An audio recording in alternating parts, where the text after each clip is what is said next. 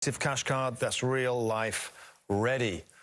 All right, chaps, Danny Higginbotham, Tim Howard, myself, Robbie Mustoe here, just to react to that performance. Now, Tim, just from West Ham last year, they did 2 points off of the Champions League qualification. I thought it might be a little bit difficult to get it going again and to get the atmosphere going in that stadium. I know it's not always been easy. How impressive for West Ham? Well, very, because, you know, as I said, they held on to Declan Rice, which I thought was important. They've hit the ground running again. I mean, Michail Antonio looks fantastic, looks brilliant. You know, Bowen last year was a bit of a revelation. He did really well on that right-hand side.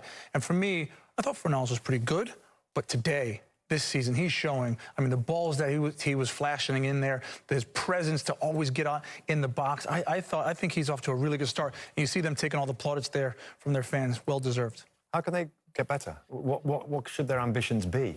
I think straight away the extra pressure to a certain extent is going to be on them because of what they did last season. And what I found really interesting, the final whistle, David Moyes goes around to see all his players, but straight away saying to him, walk around the stadium. Yeah, walk around the stadium and thank the fans.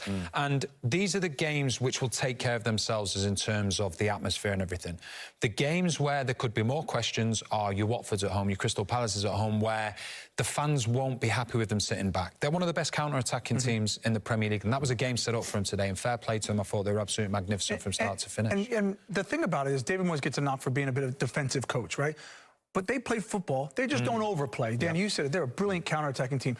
But they don't overplay. They get into the striker, back off, and then to the other side. And you just think, no one takes too many touches on the ball. They're scoring goals, 7 goals in 2 games. I mean, really, really good from them. And quite frankly, I don't necessarily know if they have to get miles better, Musty. I think those fans would take that again.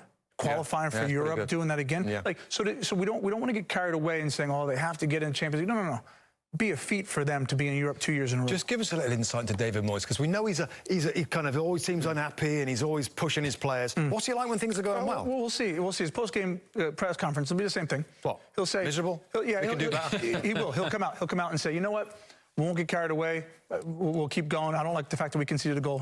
He knows how to control those teams. One of the things I'd say about David Moyes as well, he is in a little unique sequence of management, which is he goes into a club and he plays what suits the players. You have a number of managers go into a football club and they say, right, I'm going to play what I want to play, and the players have got to adapt to it. David Moyes has gone into West Ham and said, right, what suits my players? And it's exactly how they're playing at the moment. Really, really impressive stuff. Everyone is happy, is what I want, every one of us want it, and it's unbelievable. You can listen. How much better is it when you score and instead of silence, there's a big roar? Well, before I used to be me who shout when we score. Now you can listen 60,000. Is what you play for, isn't it? Is it so much better having them back?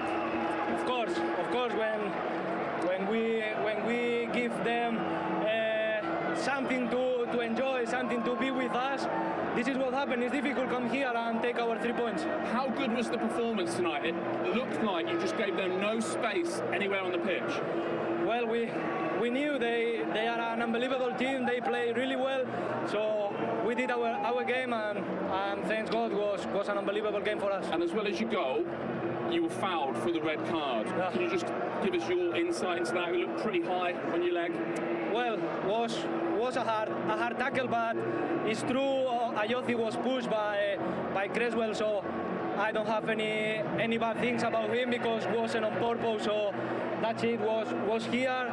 It's sad because the game could be different, but was good for us. So I can't say anything bad at all. David, when you factor everything in and this place being full of your supporters again, is that a really memorable night for West Ham? Super night for us. Team played really well, so I know the sending off changed the outcome of the game a little bit, but overall we've done a lot of good things tonight. Do you think this could be a complete reset for the stadium? I mean, I'm talking 5 years ago, not just since you've been manager. Hasn't always been easy. Well, it's a real connection. Yeah, well, the people who have been at the games at Upton Park over the years, the sort of the noise, the atmosphere there. This reminded me of Upton Park tonight. Really did. It was great. What did you do well then? How did you create that pressure on Leicester and that atmosphere among your supporters?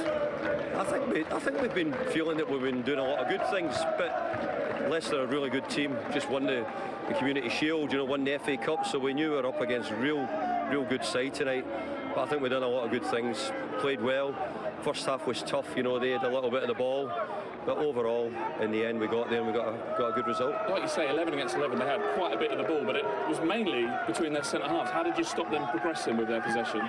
Well, I mean, the way they play, they've got so many good players. Tielemans, you know, Perez, Maddison are all top players, so we're always worried about how they were going to go on the ball. But I thought we'd done a really good job in restricting them. Declan and Thomas Souček done a great job, made it hard for them, and you know, I think once we got it back, then we sort of blossomed and sort of went from there. Michail Antonio tonight then, now West Ham's record Premier League goal scorer. Yeah, well, I'm really pleased because I was disappointed with he's playing the first half, but he didn't half shut the manager up after what I said to him at half-time. Oh, right. What was said? Can you tell us anything? No, just manager and player talk, you know what I mean. Any thoughts on the celebration? Nah, it's not something I'm keen on, you know. I thought you might not be.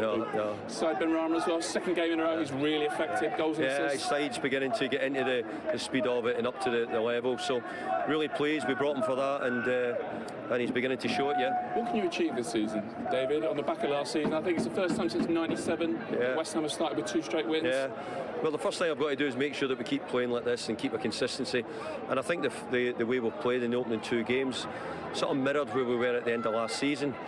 But you know, I do think that we've got to go up again. You know, I've sort of challenged the players to find that extra 2 points, which might have got us in the Champions League. So could be too much, could be asking far too much. But you know what else am I going to do? Sit here and say I want to avoid relegation? I don't want to do that. I want to do better than that. The top at the minute.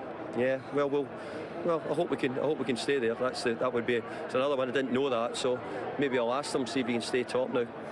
Just to go back then, the red card. You mentioned it changed the game. What did you make of it?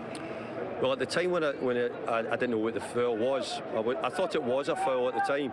I didn't think any more until I saw it on the big screen. When it came on the big screen, I don't think in any way he meant it, but he stands in the boy's ankle, and I think that was the reason for it. But look, I think empty at the football games at the moment, the games are much better to watch than they have been. We're not hearing screaming, we're not getting people diving about because they know they're not getting a foul, and I think the referees have refereed the games really, really well. And thoughts on the new post-match interviews attended by several hundred supporters? Yeah, well, you know, it's good because it shows that you're doing something right, you know, because this club's had plenty of these press interviews when, you know, we've been booed or other things, so I've got to say it's great, and I think the big thing was to give them something tonight, and the first time for them coming back was a really good night. Well done. Brilliant. Cheers, thank you. Cheers.